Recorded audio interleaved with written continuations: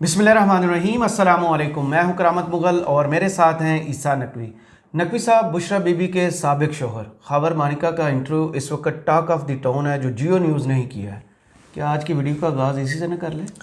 करामत मुगल साहब, मेरा ख्याल था कि वो आज इस्लामाबाद के शहर इक़्तिदार के एक पोश सेक्टर में, जहां आपने देसी मुर्गी खाई है कुछ सीनियर सियासतदानों के साथ, वहां पर जो गुफ्तगू हुई है वो असल खबर है। मेरा ख्याल था आप वहां से आगाज़ करेंगे। सही। लेकिन चलें, टॉक ऑफ द टाउन है खबर मानिका साहब का इंटरव्यू, लेकिन हम वो बात नहीं करेंगे जो सारे लोग कर रहे हैं इसके इखलाकी पहलू पर, एथिकली ये ठीक था या नहीं था, पहले माजी में खबर मानिका क्या कहते थे, इस इंटरव्यू में क्या कह रहे हैं, ये इंटरव्यू किन हालात में हुआ, खबर मानिका गिरफ्तार हुए थे, दबाव में थे नहीं थे, सांस उतर रहा था चढ़ रहा था, माथे पर पसीना था नहीं था, घर की बात बाहर क्यों कर रहे हैं, अपने बच्चों की माँ को क्यों उसकी किरदार कुशी कर रहे हैं, ये तमाम आस्पेक्ट्स इमरान खान के केस पर इसका क्या असर पड़ेगा? देखें, असल में नहीं, इसकी साइंस को समझना है, इसकी साइंस को समझना है। मैं आपके सामने अपना एनालिसिस और इन्फॉर्मेशन, 3-4 चीज़ें बुनियादी रख देता हूँ इस इंटरव्यू के हवाले से। देखिए,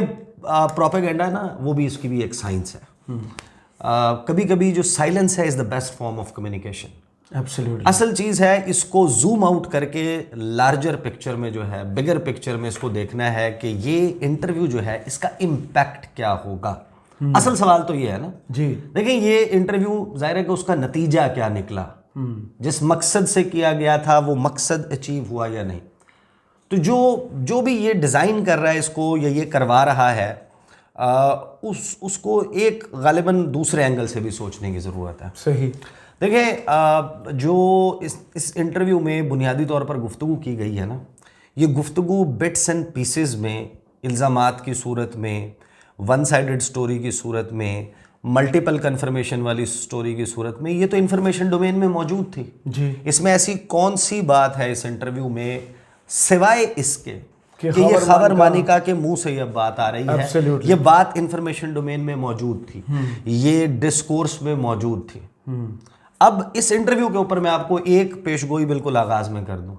2 दिन, 4 दिन, 6 दिन, 8 दिन, 10 दिन, इसकी शेल्फ लाइफ ज़्यादा नहीं। आपको पता है ना, कुछ सब्जियां, टमाटर और इस किस्म की चीज़ें जो हैं वो एक वक्त के बाद एक्सपायर हो जाती हैं, गलने सड़ने लग जाती हैं, लोग उठाकर उनको डस्टबिन में फेंक देते हैं। पाकिस्तान में ये गुफ्तगू जो है वो बहुत जल्द आपको रद्दी की टोकरी में नज़र आएगी। सही। असल बात यह है कि इसने इम्पैक्ट क्या छोड़ा है, उसके ऊपर मैं आपको बता सकता हूँ कि क्या इमरान खान की जो सियासत में एंट्री है उससे ऑनवर्ड आज तक, जब वो क्रिकेटर भी था, इससे मिलते जुलते इल्ज़ामात इमरान खान पे पहले नहीं लगे। इमरान खान उन इल्ज़ामात के होते हुए वज़ीर आज़म नहीं बना। बिल्कुल। क्या ये स्टोरी जिसकी ये बात कर रहे हैं, ये स्टोरी भी इमरान खान के वज़ीर आज़म बनने से पहले आ चुकी थी? बिल्कुल ऐसे ही है। लोगों ने वोट दिया। गुज़श्ता 1-1.5 साल में क्या क्या कुछ आया, ऑडियो आ गई, किताब आ गई, वीडियो आ गई,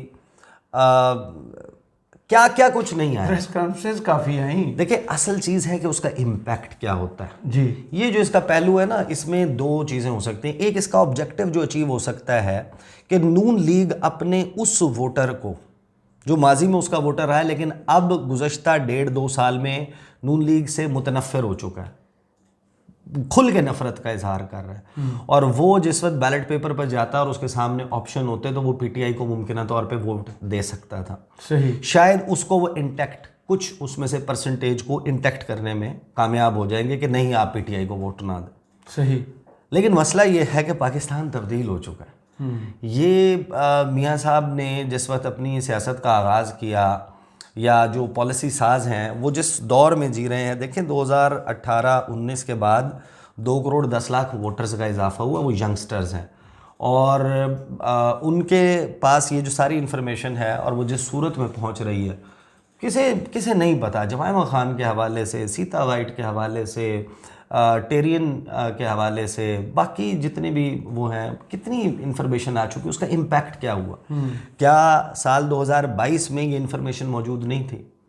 उसके बावजूद 37 हलकों में से 30 हलके इमरान खान और उसकी पार्टी नहीं जीती। सही। तो अगर आपका पॉलिटिकल ऑब्जेक्टिव ये है कि आपने इमरान खान को डैमेज करना है, Character तो assassination। वो तो नहीं हो रहा। देखिए, इस वक्त इमरान खान के हवाले से जितनी भी काउंटर स्ट्रेटजीज बनाई गई हैं, उनका सबसे बुनियादी जो फ्लॉ है वो ये है कि वो स्ट्रेटजीज नहीं है, वो काउंटर स्ट्रेटजीज हैं। ये बात याद रखें कि जो जवाबी हिकमत अमली होती है ना, वो हिकमत अमली पर भारी नहीं होती। सही। जवाब आप कर रहे हैं ना, ये इसका मतलब ये कि driving force is Imran Khan. तो अगर आपने उसे कंप्लीट करना है, आपने उसे अपने पीछे लगाना है कि वो किसी तरीके से आपका जवाब देने की कोशिश कर रहा हो, ना कि ये कि आप उसका जवाब दे रहे हैं। वो तेज भागता है, आप तेज भागना शुरू हो जाते हैं। ऑफिस से जब निकले थे, उन्होंने कई जगह, कई प्रेस कॉन्फ्रेंस में, कई सवालात के जवाब में ये चीज़ बता दी थी कि ये लोग ये प्लान कर रहे हैं मेरी और मेरी वाइफ की करैक्टर असैसिनेशन। अच्छा, तोशा खाना का केस जो है, क्या वो अवामी अदालत में पहले नहीं लड़ा पीडीएम में? बिल्कुल। जलसों में मरियम नवाज ने ये सारी चीज़, ये मामलात बाहर आने से पहले, इसकी तफसीलात आने से पहले, ये केस चलने से पहले, साल 2022 में इधर से इमरान खान वज़ीर आज़म हाउस से निकले, उधर से मरियम नवाज साहिबा की ड्यूटी लगी कि आपने जलसे करने, जवाबी जलसे। तो कौन सा ऐसा जलसा है जिसमें ये बात नहीं की थी? क्या तोशा खाना वाले मामलात बाहर आने के जो भी है व्हाटएवर, क्या उससे कोई इम्पैक्ट पड़ा? उल्टा उनको पड़ गया। हाँ, तो अब असल सवाल ये है कि ये इंटरव्यू आने के बाद, चाहे वो जितना घटिया है, जितना गंदा है, इखलाक से गिरा हुआ है, पाकिस्तान का सबसे बड़ा चैनल ख़ुद को क्लेम करने वाला, उसका सबसे बड़ा एंकर ख़ुद को क्लेम करने वाला, अगर वो अपना टॉक टाइम, जो एयर टाइम है, वो देगा, जिसमें ज़ाहिर है कि आपके पास बहुत सारी चीज़ें जिसको आप जस्टिफाई नहीं कर सकते। मैं कुछ पाकिस्तान में काम करने वाले, इंटरनेशनल मीडिया के साथ जो काम करने वाले सहाफ़ी हैं, मैं उनके ट्वीट्स देख रहा हूँ, वो किस तरीके से इसके ऊपर तासुफ़ का इजहार कर रहे हैं। वो ये कह रहे हैं कि इवन जो पाकिस्तानी स्टैंडर्ड्स ऑफ जर्नलिज्म है ना, उनके लिए भी ये एक नया लो है, ये लोएस्ट है कि इस किस्म का काम किया गया। बहरहाल, उस तमाम इखलाकी बातों से हट के आ जाते हैं असल बात के ऊपर कि जो पीटीआई के लोग अब लीगल मामले के ऊपर, असल चीज़ ये है कि क्या इसमें कोई ऐसी चीज़ मौजूद है, क्योंकि ये डिस्कोर्स तो ख़त्म हो जाएगा।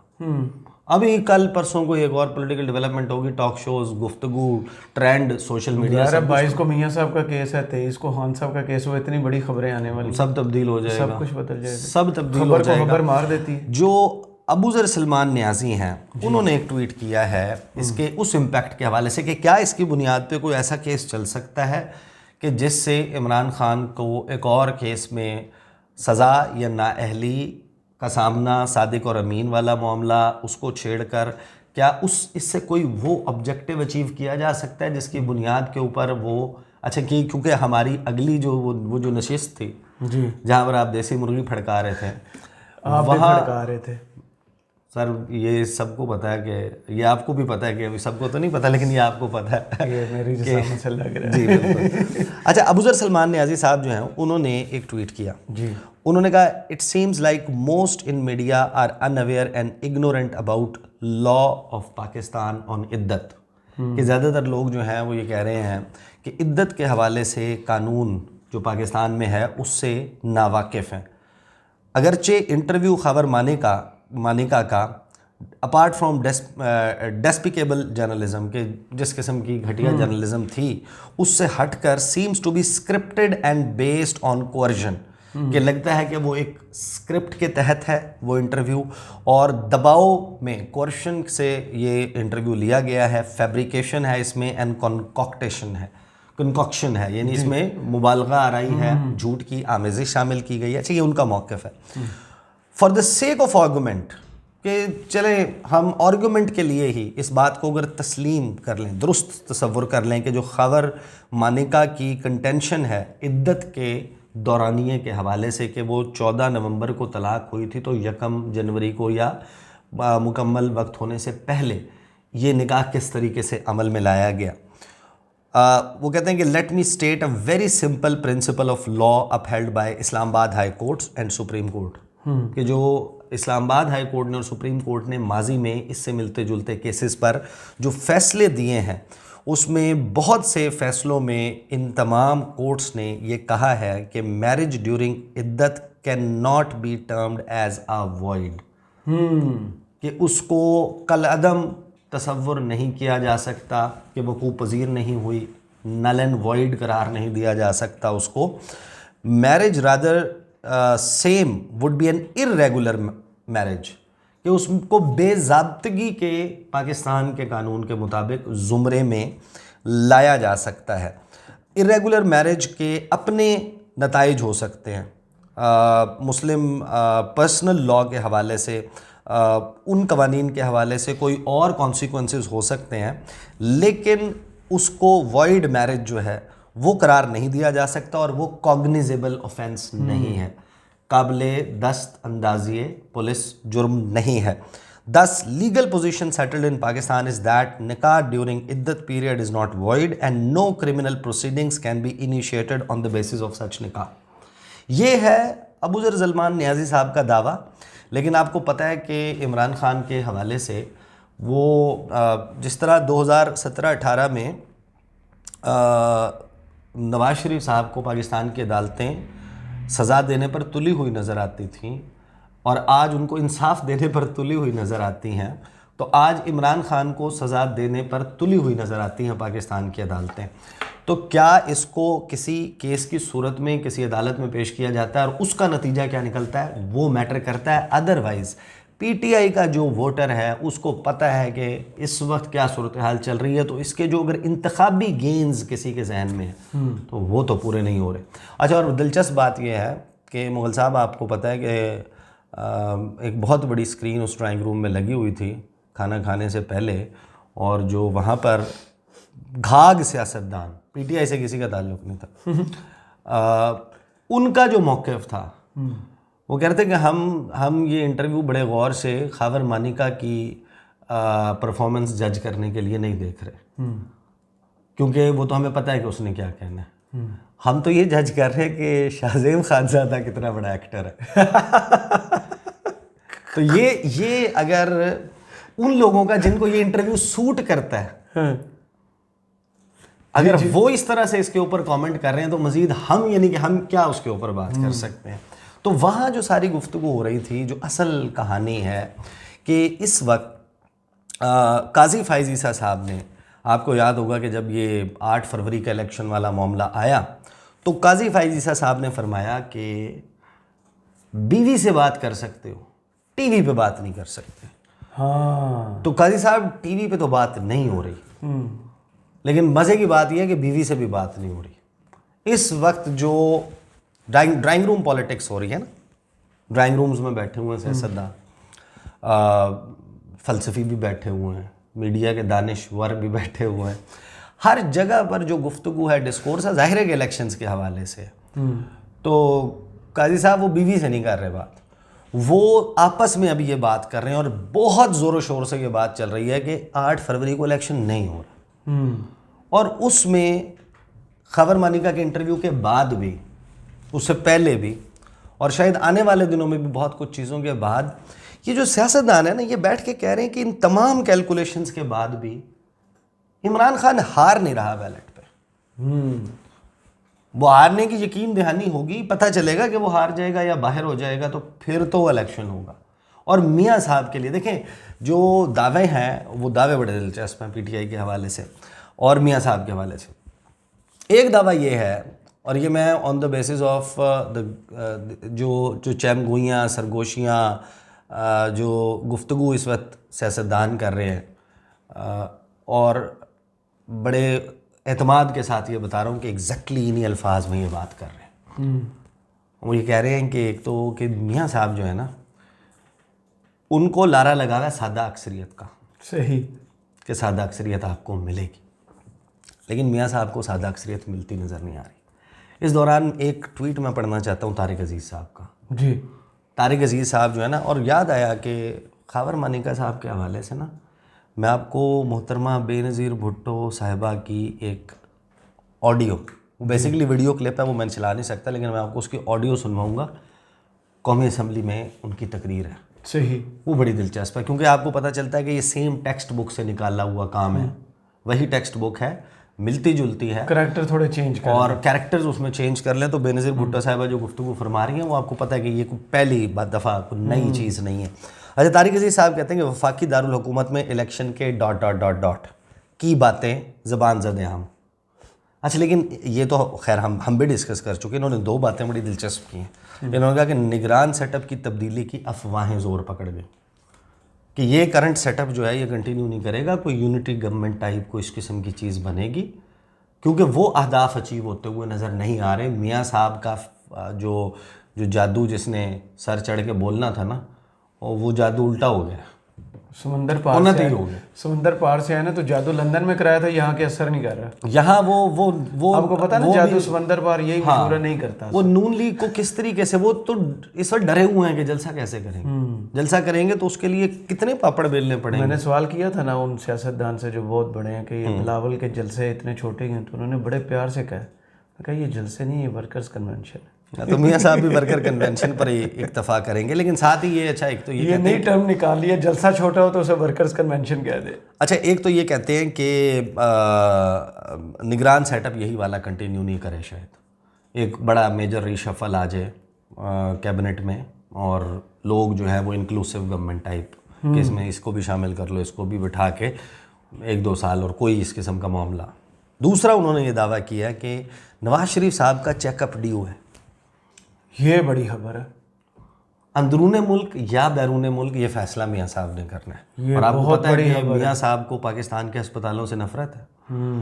उन्होंने 3 मरतबा वज़ीर आज़म रहते हुए माशाल्लाह एक भी कोशिश की कि ऐसा अस्पताल ना बन जाए, ऐसा अस्पताल ना बन जाए कि जहाँ पर मैं इलाज करवा सकूँ। मियाँ साहब ने पूरी ये काम, देखें ये बात, ये मैं आपको एक बात बता रहा हूँ, ये बात यकीनी बनाने के लिए बंदे को ना एफर्ट करना पड़ता है खास। सही, ये नहीं कि खुद ब खुद ही जनाब ऐसा अस्पताल नहीं बना, नहीं, आप मेक श्योर करते हैं कि ऐसा अस्पताल ना बने जहाँ पर जो शाही ख़ानदान है उनके इलाज हो सके, तो वो तो फिर ज़ाहिर है कि बाहर जाएंगे। सही। तो अब वो जो चेकअप ड्यू है वो कितना लंबे अरसे का चेकअप है, वो भी इन्हीं डेवलपमेंट्स पे वो करता है। लेकिन इस वक्त एक प्लान नहीं चल रहा।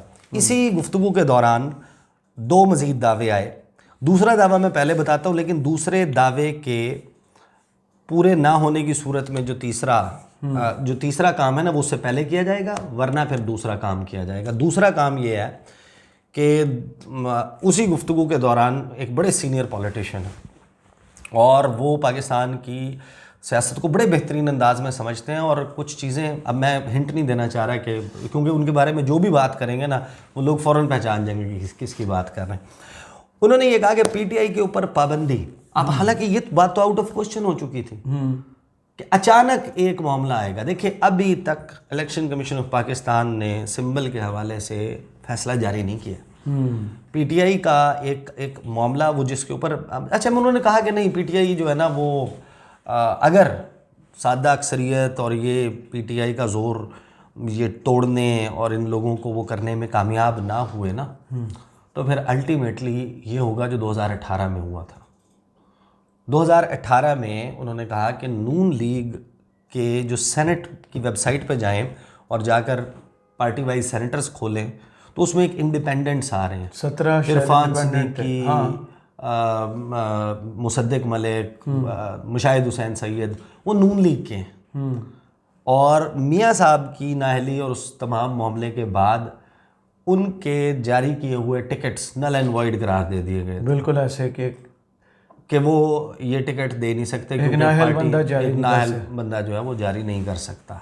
तो एक इस वक्त वो मामला है कि उसमें डी लिस्ट कर दिया जाए पीटीआई को, कि डी लिस्ट कर दिया जाए, और ये काम अगर हुआ तो ये होगा इलेक्शन शेड्यूल आने के बाद और कागजात नामजदगी जमा हो जाने के बाद। सही, क्या वो जब सारे मुतमिन होंगे कि हम इलेक्शन में जा रहे हैं, वो हो गया है। और फिर अचानक संबल जो है ना वो किसी का जनाब धोबी घाट आ जाएगा, किसी के ट्रैक्टर ट्रॉली आ जाएगी, किसी का नलका आ जाएगा, किसी को जो है वो कलम दुआत टाइप मिल जाएगा। कुछ नहीं, कलम दुआत तो एक पार्टी का सिंबल है ना। हाँ, एक पार्टी का सिंबल है।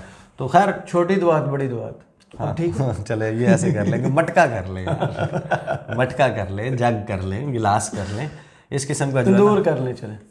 हाँ, अच्छा, वैसे मैं उस बात पे जानना नहीं चाहता कि अगर मुस्लिम लीग नून का इलेक्शन सिंबल चेंज हो तो क्या मिलेगा, ये इस पे तबसरा नहीं नहीं, फरमाना। मैं नहीं करता, मैं नहीं करता भाई, मैं नहीं करता। कुछ चीज़ें हैं। अच्छा, फिर अगली बात क्या है कि जनाब जब वो, क्योंकि अच्छा एक और बात मेरे बता दूं। जहन में आ गया, मैं आपको लिख के बता देता हूँ, बोल नहीं रहा। एक और बड़ा इंटरेस्टिंग दावा जो है ना, अच्छा जानदारों का नाम नहीं लिखा कर, अच्छा नहीं वैसे शेर भी जानदार होता है। अमेरिका में सर 2 जमातों का सिंबल है, एक का सबसे बड़ा सिंबल यही है ना। अच्छा ठीक है ना, अब आप छोड़ दें इसको। अच्छा, एक दावा और आ रहा है। देखें, खान साहब ने 200 लोगों की लिस्ट फाइनल कर ली, ये बातें चल रही थी जी गुज़श्ता रोज़। नुसरत जावेद साहब ने बड़ा दिलचस्प दावा किया। जी। उन्होंने कहा लाहौर के पॉश इलाके, अच्छा हिंट सारे देने हैं, बताया नहीं ना, वो मैं डिफेंस की बात कर रहे हैं, वो ख्वाजा साद रफ़ीक के हल्के की बात कर रहे थे। हाँ, बाद में खैर जाके उन्होंने उसका वो सस्पेंस भी तोड़ दिया। उन्होंने कहा सलमान अकरम राजा पीटीआई के टिकट के ऊपर वहाँ से इलेक्शन ख्वाजा साद रफ़ीक को टक्कर मारेगा, हरा देंगे। अच्छा ये तो जाहिर है कि ये तो इलेक्शन डे पे पता चलेगा ना, लेकिन इमरान देखिए खान उस हल्के से खुद इलेक्शन लड़े थे, ख्वाजा साद रफ़ीक को इलेक्शन लड़ाया था। बाई इलेक्शन में वहाँ से हुमायूं अख्तर साहब लड़े थे, लेकिन हुमायूं अख्तर साहब ने कैंपेन नहीं की थी, ख्वाजा साद रफ़ीक ने हरा दिया था। अच्छा बहरहाल ये बड़ा दिलचस्प होगा अगर ये वहाँ पर मुकाबला होता है, क्योंकि सलमान ये अकरम बड़ी राजा खबर है साहब जो हैं वो नवाज शरीफ के नून लीग के वकील, मुख्तलिफ केसेस में पनामा वकील में रहे हैं, वकील लेकिन थे भाई। आज जो कुछ हो रहा है वो उसको पाकिस्तान की अदालती और आइनी कानूनी तारीख का स्याह तरीन बाब करार दे रहे हैं। और अगर वो इलेक्शन लड़ेंगे, किस किस्म के ऑड्स होंगे, ये बड़ी दिलचस्प बात होगी। लेकिन फिर इस तमाम में एक प्लान और है, बेनज़ीर भुट्टो साहिबा की गुफ्तगू पर आने से पहले एक प्लान और है। वो प्लान जो है ना वो बड़ा ही जो है वो दिलचस्प है। वो प्लान ये है कि अगर ये सारी चीज़ें नाकाम हो जाती हैं, ये चल रही हैं ये, तो एक तो ये ना कि अल्टीमेट है, बहुत सारे लोग इस बात पर गुफ्तगू कर रहे हैं कि इलेक्शन होगा ही नहीं। वो जो हम पहले कल से discuss बात कर शुरू चुके हुई हैं, है, बहुत ज़्यादा चल रही है इस वक्त, हर जगह पर ये बात हो रही है। एक जो है ये कहा गया है, ये दावा किया गया, और ये आपको पता है कि सी ऑफ के वक्त जो है वो अलहदा से एक दावा आया था।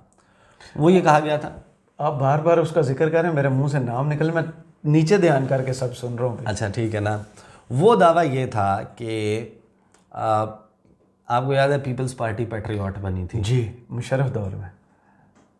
तो ये देखा जाएगा, ये सिंबल लेने और इलेक्शन फैसल से सालेह पहले या ही एक चीज़ देखी जाएगी कि ये जो खान साहब ने लोग फाइनल किए हैं, इनमें से कितने हैं जो बाद में मैनेज हो सकते हैं। और अगर इनफ नंबर 35 अबव हों ऑफ अ मुमकिना ब्लॉक जो पैट्रियट के तर्ज के ऊपर या उसके ऊपर कोई इस किस्म के काम कर सके, बाकी उसकी आईनी कानूनी हैसियत वो चीज़ें देखते नहीं, रहे। 35 से ऊपर हो तो ग्रुप कर सकते हैं। लेकिन वो अगर मुमकिना दौर के ऊपर वो ये देखा जाएगा कि ये बंदा, और हो सकता है कि आप ये होता हुआ देखें आने वाले वक्त में, क्योंकि दावा जिस शख्स ने किया वो फेंकने वाला नहीं है। सही, तो ये है इस वक्त इतना कुरेदने के बाद ये खबर उन्होंने दी। ये है वो बज़ नहीं, खबर तो वो और भी दी थी, वो भी हम नहीं कर रहे ना, कुछ चीज़ें उसमें मैच्योर होने वाली हैं तो वो कर लेंगे। आ जाते हैं, देखें ये जो खबर मानिका साहब का इंटरव्यू है ना, देखें सियासतदानों के हवाले से ये चीज़ें, बेनज़ीर भुट्टो साहिबा जो है वो जब नवाज शरीफ साहब अमीरुल मोमिनीन बन गए थे ना जी, 97 में, वो जनाब 95% वो जनाब हर जगह मियाँ साहब की सीट ज़्यादा हवा पर। अच्छा, वो मुंतज किस पे हुई थी, उसका नतीजा क्या निकला था, ये सबको मालूम है क्या हुआ था? बरास्ता सऊदी अरब, फिर लंदन चले गए। हाँ, बरास्ता सऊदी अरब, सरूर पैलेस, तो जनाब ये सारा मामला हुआ था। ये भी नहीं होता सरूर पैलेस बेनज़ीर कैसे मिला था। भुट्टो, बेनज़ीर भुट्टो ने, अच्छा मैं कॉन्टेक्स्ट एक्सप्लेन कर देता हूँ बाद में, पहले सुन लें बेनज़ीर भुट्टो साहिबा फरमा क्या रही हैं, ये ज़रा प्ले कर लें इसको। आए हैं 3/4 मेजॉरिटी लेकर के आए हैं। कायदे आजम मोहम्मद अली जिन्ना को 95% मेजॉरिटी कभी नहीं मिला, हाँ लेकर के तो आए हैं। लेकर के घोड़े को ले आओ, उसको दूध पिलाओ, घोड़े को लेकर, घोड़े को ले आओ,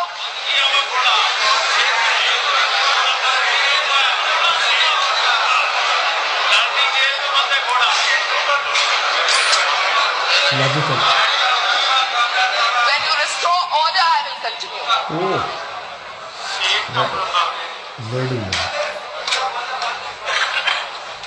When you restore order I shall continue.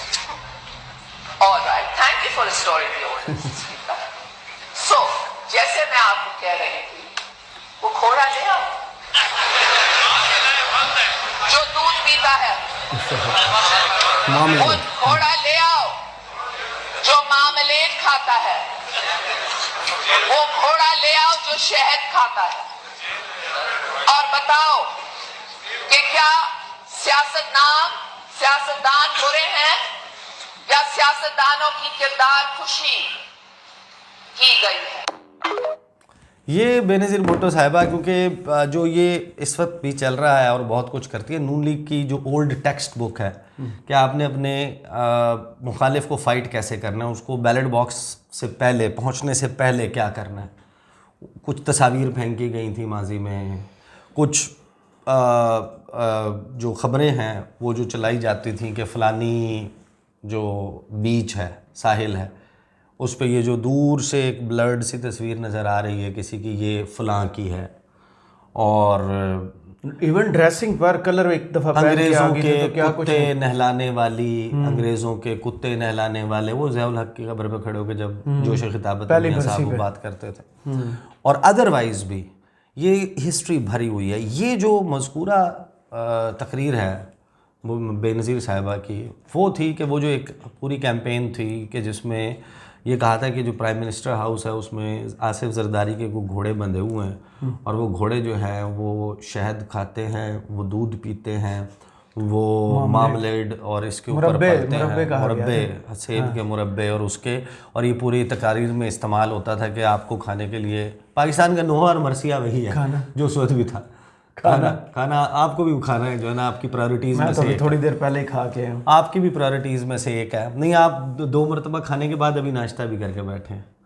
अब आप मेरे से इतनी बातें ना, अल्हम्दुलिल्लाह। लोग पता नहीं किस वक्त देखेंगे, मैं वीडियो क्लोज कर देता हूँ ना। नहीं, अब लोग पता नहीं किस वक्त देखेंगे। तो ये जो चीज़ है ना कि लोगों को उस वक्त भी बताया गया, ਤੁਹਾਨੂੰ ਖਾਣ ਨੂੰ नहीं लभ रहा, तो उत्थे देखो ਉਹਨਾਂ ਦੇ ਘੋੜੇ ਜਿਹੜੇ ਨੇ, ਉਹਨਾਂ ਦੇ ਕੁੱਤੇ ਜਿਹੜੇ ਨੇ, वो क्या क्या खाते हैं, वो मुरब्बे खाते हैं। तो ये असल में इनको ये समझ नहीं आ रही कि वो आप करते रहे, अभी अगर वो नहीं टूट रहा, उसका वोटर नहीं टूट रहा, तो try something new, something smarter than this, instead of this कि आप नहीं, कि आप उसको फाइट करने के बजाय जो उसका वर्कर फॉलोअर है, ये देखें वो उसके साथ क्यों जुड़ा हुआ है, अपना कोई ऐसा एजेंडा और प्लान देना कि वो आपके साथ जुड़े। वो पाकिस्तान के शहरी है, आप उसको क्यों काबिल नफरत बनाया हुआ। हो सकता है कि आपके पास वाकई आप तमीज़दार और अच्छे तरीके से आप बात करें, हो सकता है कि वो आपकी तरफ अट्रैक्ट हो जाए, आप उससे नफरत कर रहे हैं, उसको आप इस तरीके से ट्रीट कर रहे हैं जैसे वो पाकिस्तान का शहरी नहीं है। तो ये इस वक्त है जनाब शहर इक़्तिदार की बस। चलें, बहुत शुक्रिया ईसा नकवी साहब आपके तजिए का। कमेंट्स बॉक्स में ज़रूर बताइए वीडियो आपको कैसी लगी। इजाज़त दीजिए, अल्लाह हाफ़िज़।